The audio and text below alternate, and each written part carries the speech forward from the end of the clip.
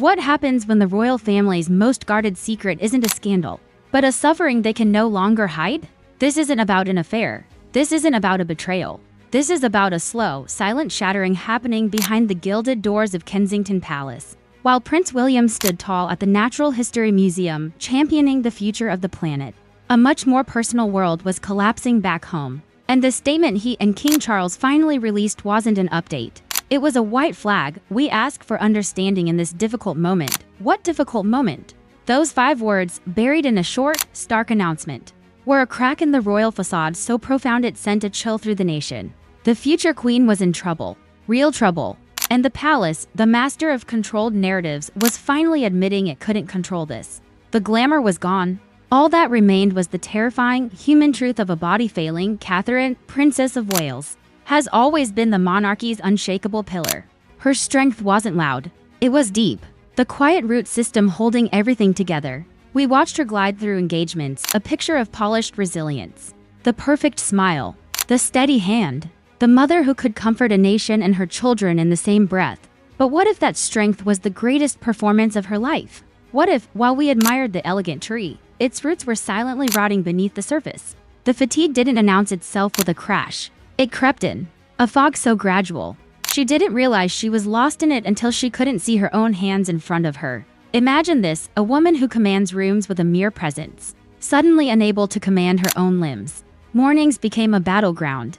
The simple act of rising from bed felt like lifting stone. Choosing an outfit a task she'd performed 1,000 times. For a watching world now required a mental energy she simply didn't have. She'd stand before her wardrobe, a gallery of impeccable choices, and feel nothing but a blank, terrifying void. Then came the tremors, a slight quiver in her hand during a teacup toast, laughed off as too much caffeine. Then a spilled glass of water, a signature that wavered like a child's. The woman whose every public gesture was studied for grace was privately fighting to keep her own body from betraying her. She became a master of disguise. Long sleeves became her armor, clasped hands her shield, a smile, hastily applied, her most essential weapon. She learned to hide in plain sight, to pour every last drop of her draining energy into 5-minute bursts of normalcy for her children. She'd listen to George, Charlotte, and Louis chatter, their voices the music of her life, and then realize with a gut-wrenching lurch that she'd heard nothing. The sound had hit her ears and simply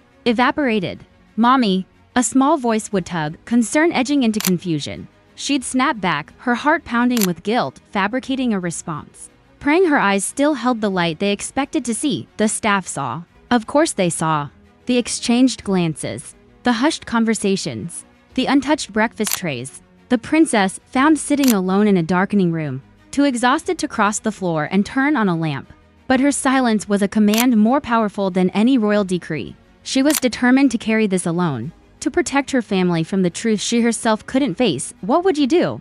Would you admit your body was turning against you? Or would you hide, hoping to outrun a shadow growing longer by the day? The night it all fell apart began with a victory. She'd made it through dinner, laughed in the right places, kept the mask firmly in place. She'd kissed her children goodnight, holding them a heartbeat longer, breathing them in as if memorizing a recipe for life itself. Alone in her sitting room, she finally let go. And the room let go with her. The world spun violently. Nausea hit like a tidal wave. She tried to stand, to call for help, but her legs were no longer hers to command. She crumpled to the floor, the impact a distant thud against the roaring in her ears. There she lay, a future queen on a carpet, imprisoned by her own failing frame. Time dissolved. The cold of the floor seeped into her bones. Was the room growing cold, or was she? The discovery was quiet panic. A gasp, gentle hands. A blanket, urgent whispers. Fetch the doctor, call His Royal Highness. When the palace physician arrived, his face, usually a mask of professional calm, betrayed him. His examination was gentle, thorough, and his growing frown was a verdict in itself. He listened to her heart, checked her eyes, and when he finally stepped back, the air left the room. "Your Royal Highness," he began, his voice heavy with a truth too terrible to utter lightly. What diagnosis could make a man who has seen it all pause, searching for words that would change the course of history? A king's agony. A son's terror. Prince William was in a meeting about carbon emissions when his private secretary appeared at the door. The man's pallor told the story before a word was spoken. A whisper, "Catherine has collapsed." The world didn't just stop. It inverted. The meeting, the causes, the future of the planet, all of it vanished into a screaming, singular point of terror. Catherine. The car ride was a torture of traffic and time. His mind, the mind of a future king trained for crisis, could only conjure one frantic, repeating prayer, please, please, please. He found her in their bed, dwarfed by it, a small, pale figure against white linen. Machines hummed and beeped, a sinister symphony fencing her off from him. Her hand in his was cold. So cold. How is she? His voice was gravel. The doctor's hesitation was the answer. The medical jargon that followed, a critical, systemic, uncertain prognosis, was just noise around the essential, horrifying truth. She was slipping away. William's composure, the royal armor worn since boyhood, cracked. He pressed her cold hand to his cheek, his whispered promises to her mixing with desperate bargains with God. I'm here. You have to be fine. We need you. I need you. Her eyes fluttered. A breath of sound. Will. I'm here. His voice broke.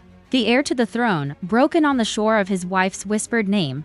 But duty is a cruel master. It called him away. Advisors waited, faces etched with their own dread. His father called. The children needed answers. The world needed a statement. In an adjoining room, the machinery of monarchy clashed with the raw mechanics of grief. The press is asking. An aide began. Nothing. William snapped. His gaze locked on the door behind which his wife fought for breath. We say nothing, sir. Without guidance, speculation will. I don't care. The roar filled the room, all pretense stripped away. He was not a prince in that moment. He was a terrified husband. Just keep them away from her. A monitor beeped urgently from the bedroom. He was through the door before anyone could speak, his heart a wild animal in his chest. The medical team swarmed. He saw the doctor's tense nod, stable. The relief was so violent it weakened his knees. How long can a man hold the line between sovereign duty and shattered heart? The weight of the crown. King Charles felt the news in his own fragile bones. The call came as he worked, the tightening in his chest a familiar, unwelcome companion. Catherine. Worsening, the drive to the hospital was a journey through his own failures. He saw her wedding smile, her joy with his grandchildren, the steady light she brought to his son's life. He was the monarch, the patriarch, and he had failed to protect her. He found William in the hallway, looking decades older. In his son's broken posture, Charles saw the little boy who needed protecting all over again. He pulled him into an embrace, a rare breach of protocol, feeling the tremors of suppressed sobs. How bad? William's answer was a devastating mosaic of medical terms painting one clear picture. Preparation for the worst. The family meeting with the doctors was a sentencing. The lead physician, flanked by specialists, delivered the unvarnished truth. The infection was winning. Organs were failing. They had exhausted the world's expertise. Without a miracle in the next 48 hours, the doctor said. Her compassion a knife. We must discuss end-of-life care. William fled to the window, his silent weeping against the glass, the most eloquent cry of anguish Charles had ever witnessed. Charles, the king, spoke through the father's pain. We tell the truth. We ask for prayers. We prepare the nation for the possibility she may not survive. A nation's breath held statement. Drafting room was a tomb of muted activity. William and Charles stared at the words that would make the nightmare official. It is with deep concern that we must inform the public.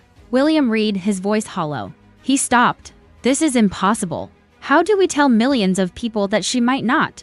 He couldn't finish. The sentence was a death sentence. Around them, advisors stressed the ticking clock. Rumors were metastasizing. Control was slipping. William looked to his father. In that shared glance past the brutal understanding of their bloodline, private grief is a luxury the crown cannot afford. Send it, William said. The words tasting of ash. 5 minutes later, the world knew.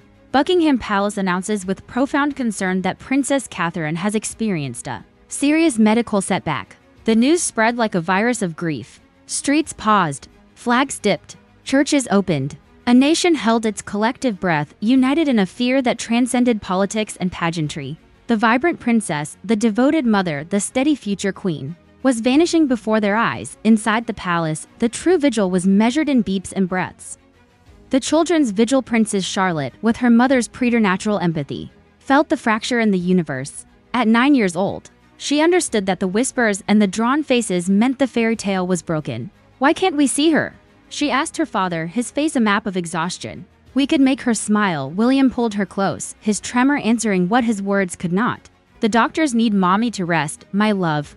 She's using all her strength to get well. George, playing the stoic air, sat rigid, his jaw clenched against a fear too big for a boy to name. Little Louis sought his thumb, a comfort from a younger self. Down the hall, Charles stood with Camilla and a gathered family, the air thick with unspeakable dread. How much longer can this go on?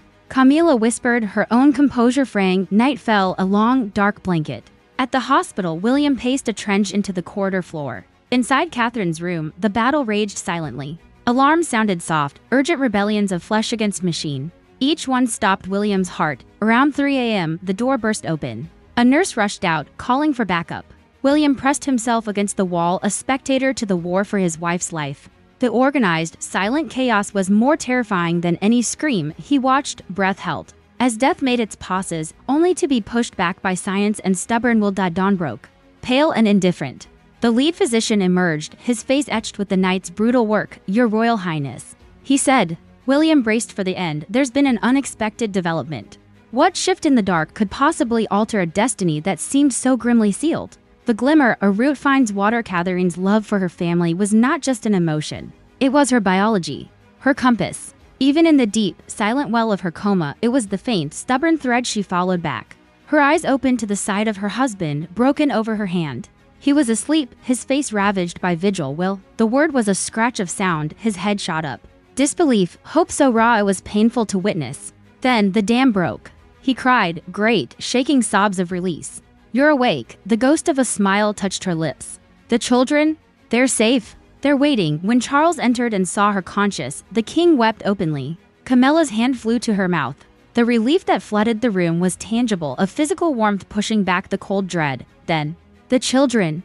A controlled visit turned into a silent, desperate cluster of love around the bed. Little hands reached, careful of wires. Eyes drank in the sight of her awake. Her I love you to each of them was the first solid stone in the rebuilding of their world. The medical update that followed was a symphony of words they'd feared they'd never hear. Stabilizing, responding, recovering, the road would be long. A marathon of rehabilitation.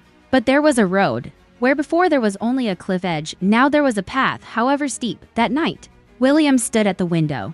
The city lights glittered, unaware of the private miracle that had just occurred in one of its rooms. The weight on his shoulders remained, but it had changed. It was no longer the crushing weight of impending loss. It was the heavy, grateful weight of a future reprieved. Catherine was alive. She would heal.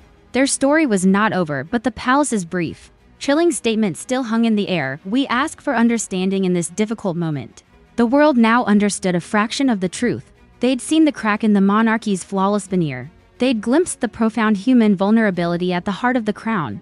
The Princess of Wales's fight was not just for her health. It was a silent, brutal exposure of a universal truth, that behind every title, every crown, every public smile, there beats a human heart. And sometimes, even the most fortified hearts can falter. The crown had shown its weakness, and in doing so, it may have found its greatest strength. The debate now turns to you. Team privacy or team transparency? Did the palace finally do the right thing, protecting Catherine's dignity during her most vulnerable hours, only revealing the bare minimum to satisfy public duty? Or did their initial silence create a vacuum filled with harmful speculation, failing the very people who support them? Was William's raw, terrified reaction a refreshing glimpse of true humanity in the monarchy, or a concerning lapse in the steely composure required of a future king? Where does your sympathy lie? With the institution guarding its pain, or the public desperate to share its support? Sound off below.